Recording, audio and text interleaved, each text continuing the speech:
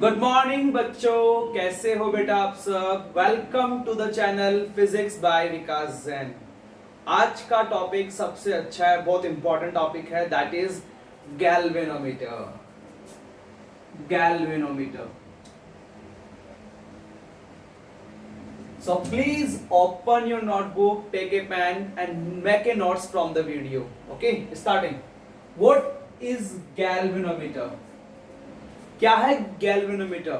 It is an electromechanical device. Electromechanical device which is used to detect small values of electric current and small values of potential difference. क्या है बेटा galvanometer? एक electromechanical device है that is used to detect the small value of electric current and small value of potential difference.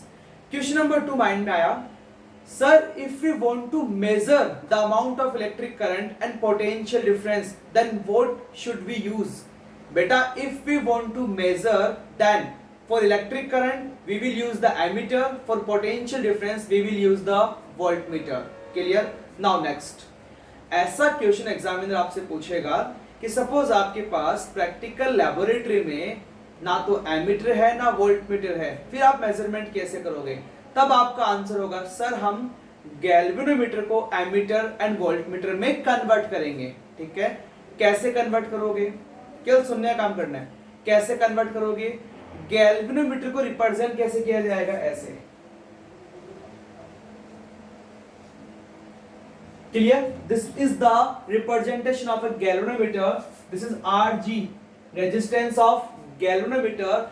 If we want to convert galvano into ammeter then we will add small resistance in parallel. That small resistance is called shunt resistance. क्या बोलते हैं इसे? Shunt resistance.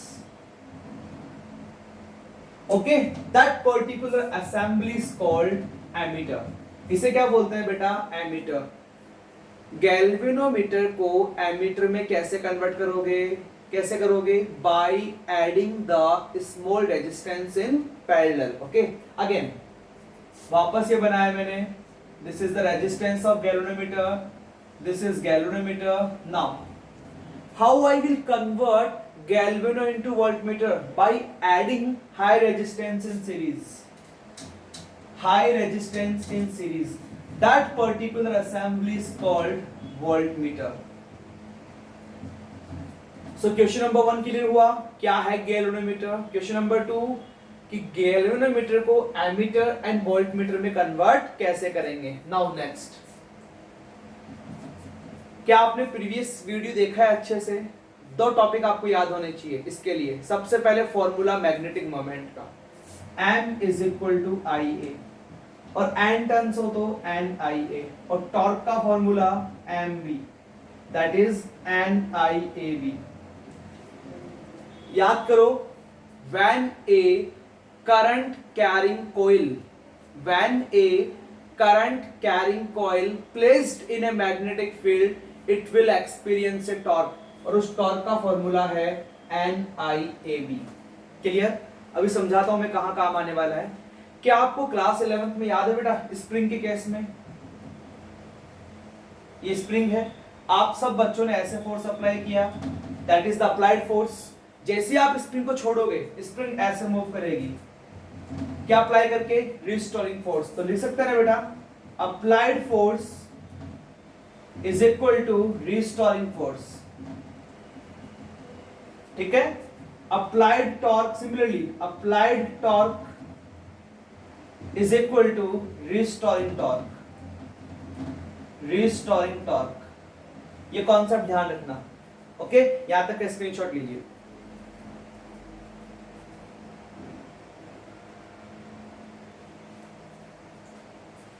Okay बच्चा, next working principle.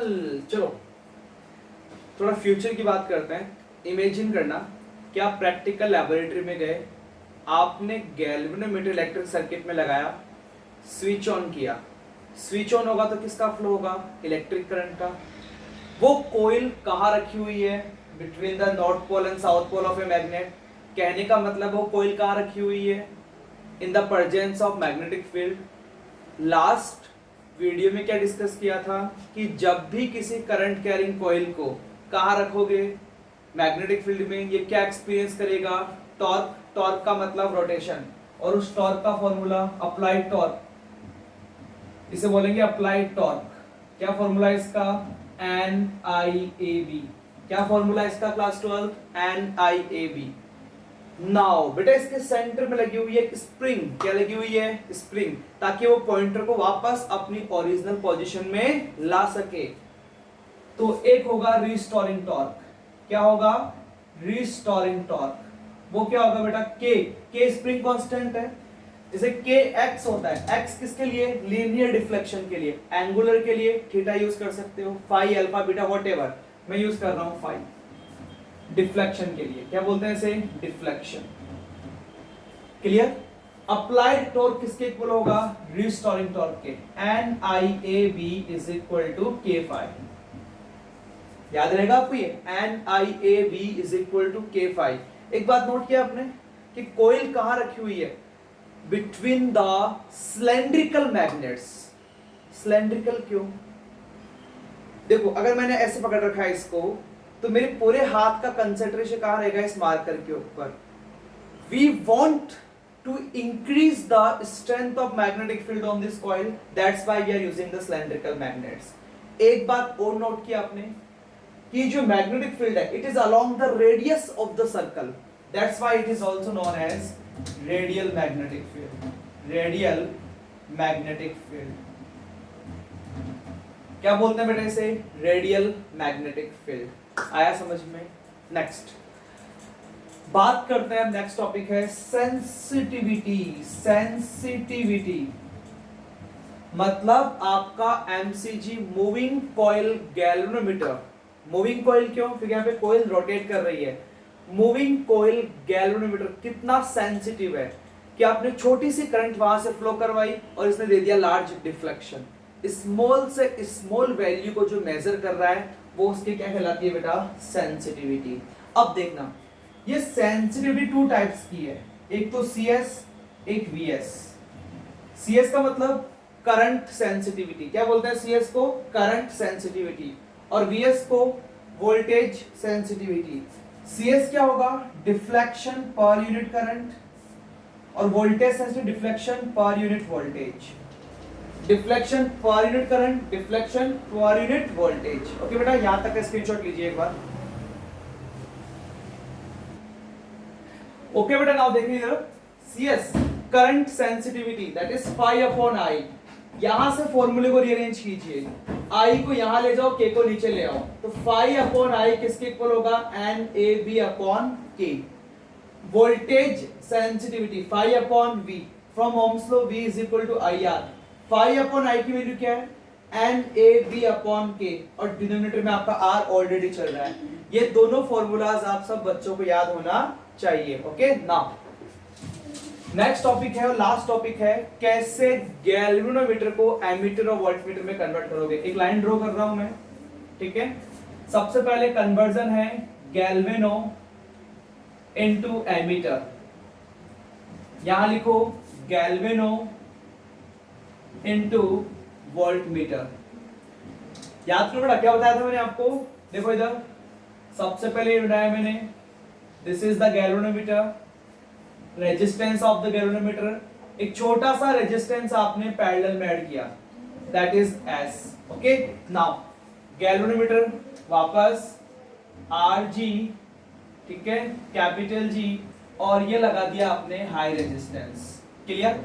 Now कुछ current I यहां से, ठीक है बेटा, कुछ करंट यहां चली गई से आई जी, तो बताओ रिमेनिंग करंट कहां से पास होगी, एस से, आई माइनस आई जी, ठीक है। सीरीज में इलेक्ट्रिक करंट सेम होती है, सो यहां से करंट आई जी, यहां से भी आई जी, और यहां से भी आई जी। क्लियर। नाउ ये दोनों रेजिस्टेंस किस में कनेक्ट हैं, क्लास 12 रिप्लाई कीजिए, ये दोनों रेजिस्टेंस किस में कनेक्ट हैं, they are connect in parallel, ठीक है। कौन सी क्वांटिटी सेम होती है पैरेलल में? Potential difference.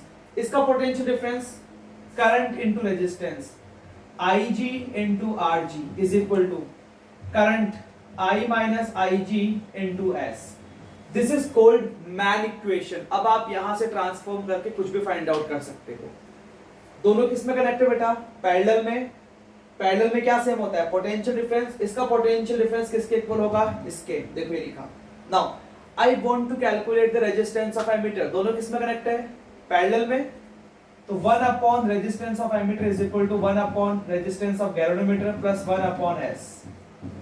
ये फॉर्मूला क्यों अप्लाई किया?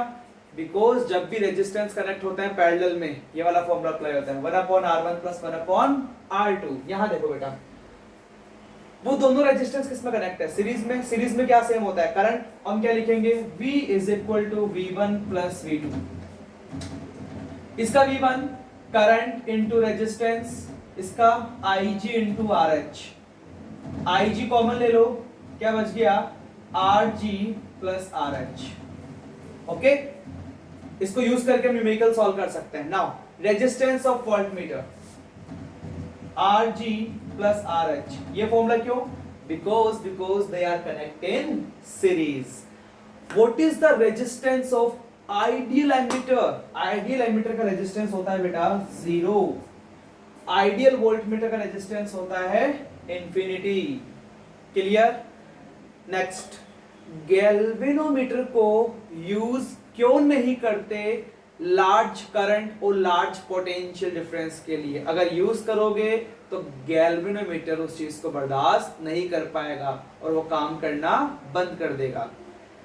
गैल्वेनोमीटर कैसे कन्वर्ट किया? Working principle, current sensitivity, voltage sensitivity और उनका ये कन्वर्जन। किसी को कोई डाउट है? क्लियर?